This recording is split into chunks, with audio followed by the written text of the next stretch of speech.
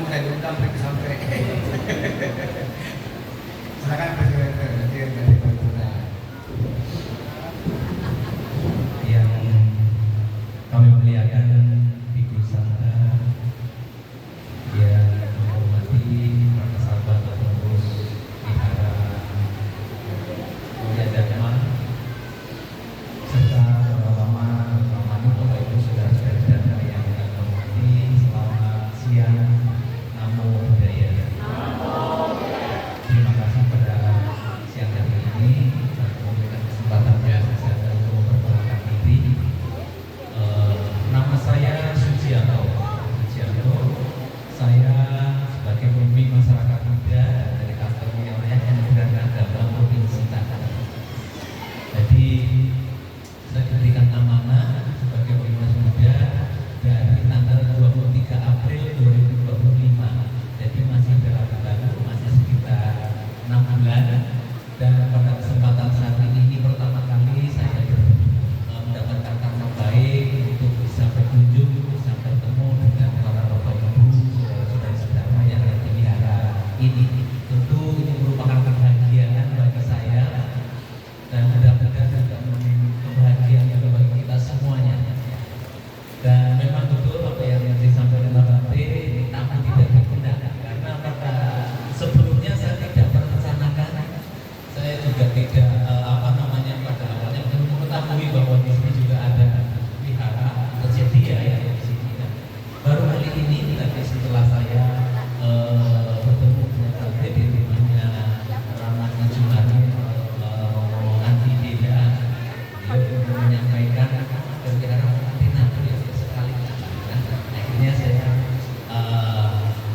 ikut serta pada kesempatan saat ini, dan ini merupakan kebahagiaan bagi saya dan merupakan nama baik bagi saya, dan mudah-mudahan ini juga bukan pertemuan yang pertama untuk yang terakhir, mudah-mudahan nanti ada pertemuan-pertemuan berikutnya, dan mudah-mudahan nanti saya juga bisa berkunjung di sini lagi, bisa bertemu dengan para bapak ibu semuanya. Dan untuk selanjutnya, kalau misalnya memang menginginkan, ya mungkin dari sini ada pengurus wihara, ada pengurus pemuda, ada pengurus ulama, untuk melakukan komunikasi dengan pembina muda, dengan pembina muda atau dengan Provinsi Banten, karena dari pemerintah itu ada pos-pos anggaran yang bisa dipakai untuk wihara untuk sekolah minggu. Yang mudah-mudahan ketika nanti ada proposal atau surat permohonan masuk bisa dianggarkan di Kementerian Agama. Oke, demikian nanti perkenalan dari saya. Terima kasih kepada Mulia Ibu Santa yang pada hari ini juga bisa berkesempatan untuk memberikan kesempatan bagi kita semua untuk melakukan kebersihan, dan mudah-mudahan kebersihan yang kita lakukan pada saat ini nanti bisa membuahkan kebahagiaan, kesejahteraan, kesehatan, keberuntungan untuk kita semuanya. Terima kasih. Untuk Namo Buddhaya.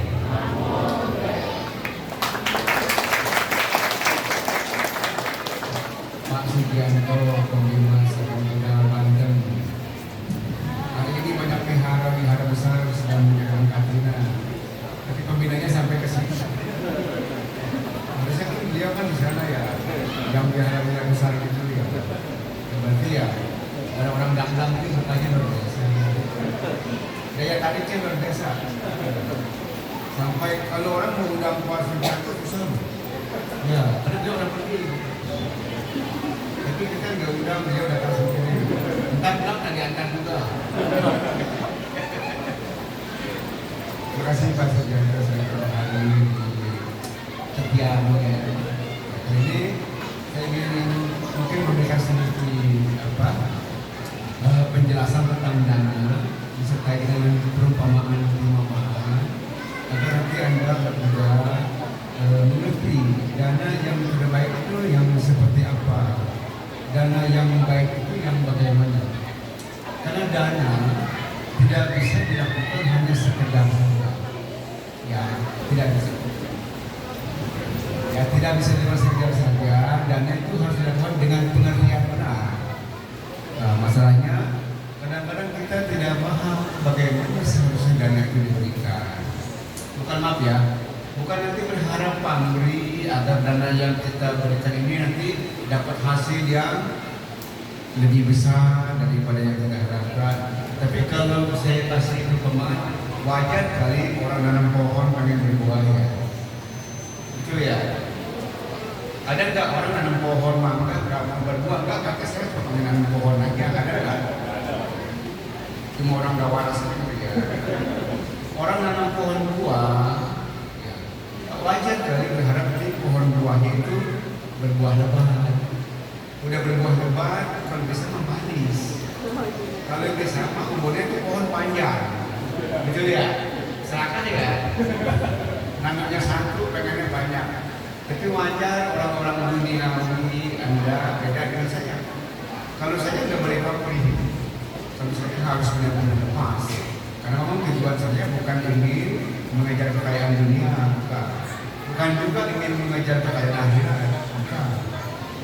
Kita ingin kebebasan sebelumnya, kita ingin lepas sebelumnya. Kalau kita ya ini harus memang seperti itu, nggak ada apa-apa, nggak ada udang di balik batu. Tapi kalau umat wajar, Anda orang-orang yang masih butuh materi, itu ya. Kan kalau umat nggak punya uang, kita kesian banyaknya ya. Siapa yang kasih makan? Ya, kan ke sana sini siapa yang jemput? Nggak ada yang sebut bante. Kalau umat muda kaya semua kan mendingan itu bante ya. Ya, ada aja gitu, kalau ada yang mau apa ada yang bantu. Nah, di sini hari ini hari Katina, orang selalu bilang hari Katina ini hari yang sangat baik. Bulan Katina ini bulan yang penuh berkah. Boleh nggak saya tanya, bulan Katina ini penuh berkah buat siapa? Hah? Buat Bante dong. Orang Bante yang dirangkap. Ya, Bante yang puas, Bante yang meditasi. Penuh berkah buat siapa? Buat umat.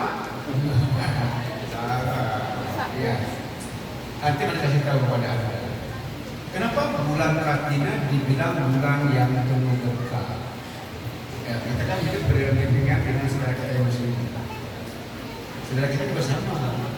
Ada bulan puasa namanya. Kalau kita beri puasa, beda sedikit ya. Puasa dengan puasa beda sedikit. Bulan-bulan puasa. Maaf ya, ini saya mau tanya kepada Anda pasti tahu jawabannya. Kalau bulan puasa, itu yang puasa itu ustadznya aja, kiainya aja, atau semuanya? Kalau bulan banyak.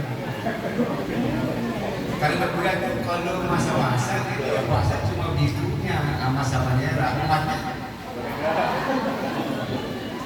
Kayak polisi India datangnya di pengahan ustaz. Jadi cuma di akhir. Jadi bagaimana bisa tahu kepada Anda bulan Katina itu kenapa dibilang bulan yang penuh berkah? Orang selalu punya masukan seperti ini. Berdana kepada zakat itulah berkah utama kalian. Mungkin lebih sedikit ditambah.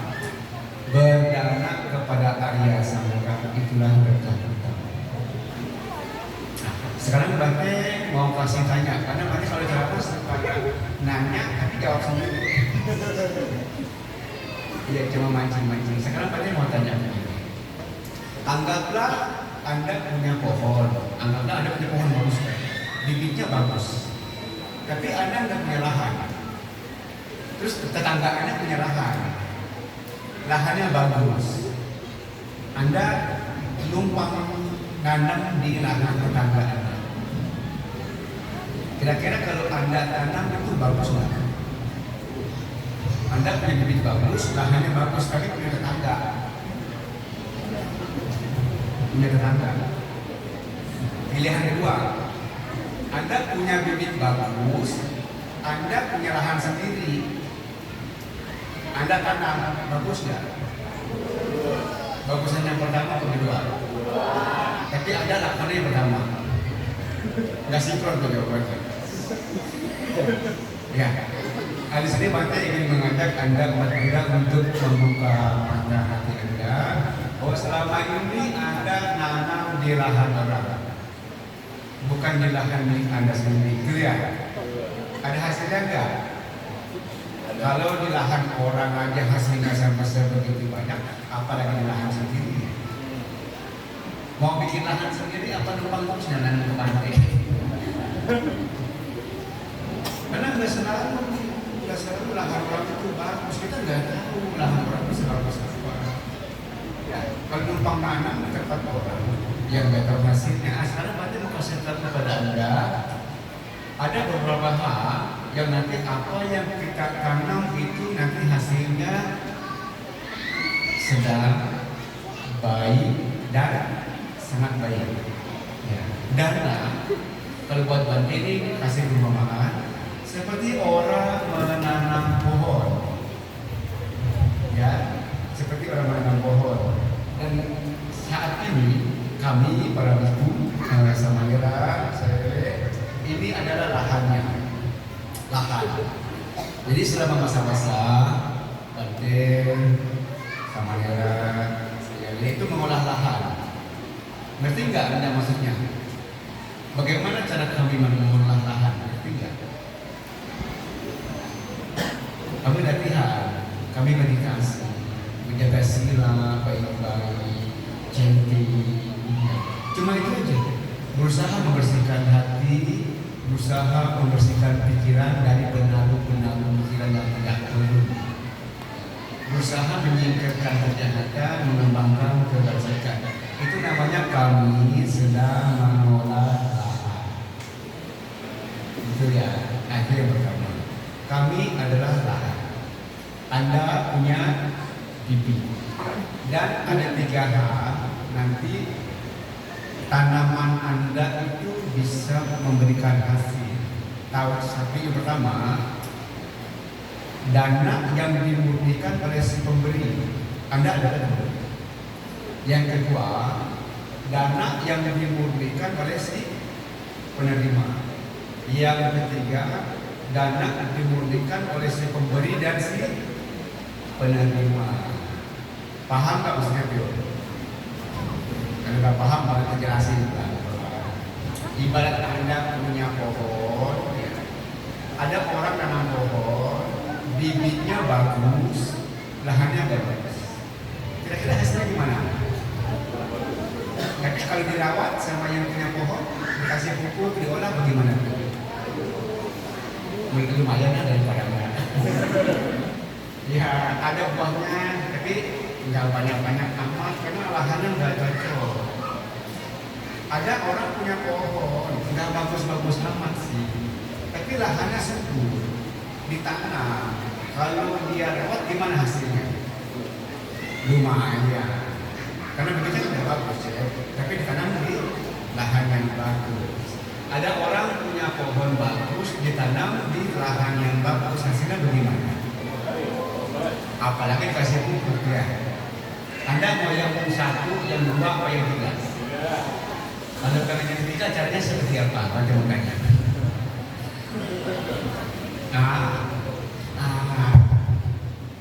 Kalau kita ingin ketemu lahan yang subur, saya selalu bicara tentang hukum komunitas. Dengan siapa kita berkumpul, harusnya dimulai dari siapa? Bisa nggak kita memilih lahan yang bagus, sedangkan kita sendiri nggak bagus? Bisa? Kita nggak kita bertemu orang baik, sedangkan kita sendiri nggak baik, bisa nggak? Nggak bisa. Hukum alam, hukum komoditas. Tukang pancing kumpul sama siapa? Tukang ojek kumpul sama siapa? Tukang mancing kumpul sama siapa? Tukang main kartu kumpul sama siapa? Tukang dompet kumpul sama siapa? Yang suka kakak kumpul sama siapa? Yang suka berdandan kumpul sama siapa? Hukum komoditas, hukum komoditas. Jadi kalau Anda nanti ingin bertemu dengan tipe-tipe yang baik atau dengan Samayera, dengan samana-samana yang baik, Anda harus jadi orang baik.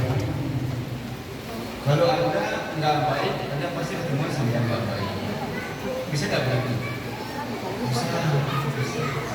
Senyawa, nggak senyawa. Minyak nggak bisa nyampur sama air. Agar nanti Anda di mana-mana saya justru saya adalah biku yang senang kalau bahasa Jokowinya berusukan. Ya. Dari ujung laut di Tangerang Sono sampai ujung bumi itu saya sambungnya.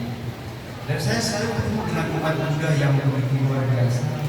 Ya, kalau ketemu Bante, kayaknya gimana? Bahagia. Ya, itu buat saya bibit yang luar biasa. Ya, bibit yang luar biasa.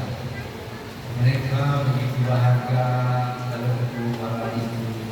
Nggak peduli peduli mana itu di botak. Yang penting botak pakai jubah, yang penting Bante. Nah, dengan cara seperti itu, kalau saya rasa pemahaman, Anda punya bibit bagus, tapi kadang-kadang anaknya suka nggak sembarangan. Bukan memilih-milih lah, bukan. Namanya manusia, tentu ingin yang terbaik. Tentu ingin yang terbaik. Jadi kalau Bante bilang, kalau Anda nanti di bulan Katina ini, apa yang Anda danakan kepada kami di Kusanga, hasilnya bisa menjadi baik, seharusnya Anda juga ikut latihan, betul ya? Jangan saya capek-capek mau lahan saya, Anda main tancap aja pohon. Iya, iya, saya nggak bulan-bulan ada punya pohon main tancap aja, berarti saya mau makanan. Nah itu budak kebanyakan begitu. Kita 3 bulan setengah mati. Umat penunan juga. Kita nggak kebagian makan bukan. Bagaimana cuma pengen ngajak kita berbuka, ayo kita latihan sama-sama. Jangan cuma jadi. Jadi kalau kayak orang berbola, mana itu menggembira, penolong. Yang main kita. Ya, ya ada kematian bersorak. Nah, saya ingin Anda juga mendapatkan manfaat di bulan Katina. Bukan cuma sebagai umat Buddha penggembira. Kalau Katina meramai, ya masa-masa pada kemarin. Iya, jangan pas sudah mau selesai masa, nggak usah. Itu juga, nggak ada apa-apa, nggak ada kemana ngobrol. Jadi sebenarnya berkah Katina itu bukan di hari setelah Katina. Berkah Katina itu ada mulai di hari pertama sampai hari terakhir 3 bulan. Itulah berkah Katina adanya di situ. Di mana letak berkahnya? Anda harus menjadi pemilik sendiri. Anda nggak bisa. Selama ini Anda ke rumah Buddha mungkin nggak ngerti atau nggak apa saya nggak ada. Selama ini Anda Buddha hanya disuruh numpang dengan bagusnya ya lahannya diolah. Coba kalau lahannya nggak diolah, sayang ya. Nah, jadi saya cuma berbagi seperti itu kepada Anda teman-teman sekalian. Kalau dana Anda nanti pohon yang Anda tanam, dana yang ingin Anda berikan itu nanti berikan hasil yang baik, Anda harus berdana dengan tulus. Jangan ada uang di balik batu. Jangan pada bilang berdana ke Bante berkahnya banyak, luar biasa. Ada Bante mau dana. Iya, orang tua mah juga Bante. Tapi ke Bante bagus. Oh enggak. Ya, enggak begitu. Ya, orang tua juga sama, orang tua juga lahan subuh. Kalau nggak ada Bante, mengganti subuh, mengganti Bante itu, mama papa itu lahan yang sangat subuh. Jangan lewati mereka. Jadi kalau Anda punya berkah, ingin berdana di lahan yang berkah, jangan nunggu bulan Katina. Kan setahun sekali Katina dia. Kita kalau keburu banyak gimana? Jadi kalau Anda ingin berkah, setiap hari itu mama urus ini. Ya, lewat mama Anda. Berikan yang terbaik buat mama. Anda pasti berkah. Kalau saya kan orang Banten, orang Tangerang, diajarnya uhau. Apa uhau? Berbakti, berbakti seperti Nabi Konghucu yang ngajarin kita. Saya waktu SD sekolahnya di Konghucu, Tangerang, sekolah Konfusius. Ajaran yang paling ditekankan oleh Nabi Konghucu adalah bakti. Bakti kepada siapa? Orang tua. Karena orang tua itu, maaf ya, kalau di Islam itu keramat di Islam. Surga ada di telapak kaki. Kenapa nggak ada yang telapak kaki bapak? Nggak tahu, juga nggak paham. Kenapa perempuan terus? Surga ada di telapak kaki ibu. Mama, papa itu keramat. Tapi kalau di Buddhis, di aliran Buddhisme yang saya pelajari, mama, papa itu adalah dewa. Dewa yang sesungguhnya. Anda pernah ketemu dewa nggak? Belum pernah? Nggak berarti. Belum pernah ketemu dewa? Oh, mama, papa itu dewa yang sesungguhnya. Banyak kita umat Buddha, orang-orang Benteng keturunan, dari dewa sampai jauh ketuban, ya sampai ketuban yang kedua, Banten sampai Madura, habis ongkos dapat apa? Capek. Ya. Jadi ini materi kasih tahu kepada Anda, mudah-mudahan kalau mau cari dewa yang sesungguhnya, nggak usah jauh-jauh. Dia ada di mama. Berdoalah kepada Dia. Berikanlah yang terbaik kepada Dia. Jangan cuma namaskara kepada Bante, namaskara, memongjo, namaskara, orang tua mah dilewati. Ada nggak? Ada. Jadi kalau kita bilang dewa yang sesungguhnya itu mama papa. Yang berasa betul.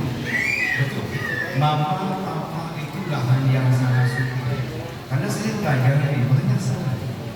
Saya ketemu umat ribuan. Dan saya katakan kebanyakan umat-umat yang berhasil, yang sukses itu, dia kebanyakan bukan cuma baik sama Bante, tapi dia juga berbakti sama mama papa. Bukan itu dia umat yang berbakti, tapi bukan sama mama papa. Engkau umat dan berguru itu juga lahan satu. Jadi mulai besok teman-teman semua sekalian, jangan nunggu karantina kalau pengen nanam di lahan subur. Kalau mama papa Anda masih hidup, nanam sama dia aja tiap hari. Ya, berarti jangan, berarti kita subur. Kalau udah mati gimana Bante? Mana ada kuburannya ya? Sampulnya itu kuburannya. Kalau dibakar gimana Bante? Kan yang mati cuma badan. Batin dia makan udah. Terus kalau kita nggak tahu orang tua kita di mana, bagaimana Bante? Udahlah jangan banyak.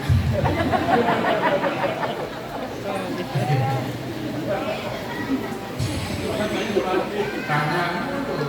Ya, ini aja intinya.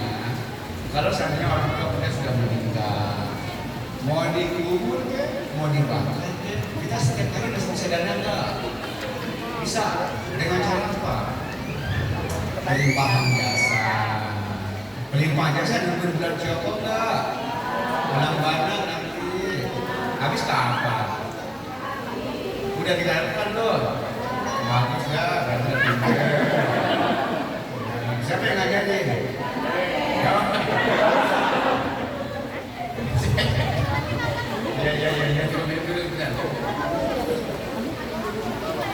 Nomor satu, mama, papa, jangan ditinggal. Oma, budur. Kita orang Benteng punya meja abu. Masih ada nggak meja abu? Jangan dibuang, balak.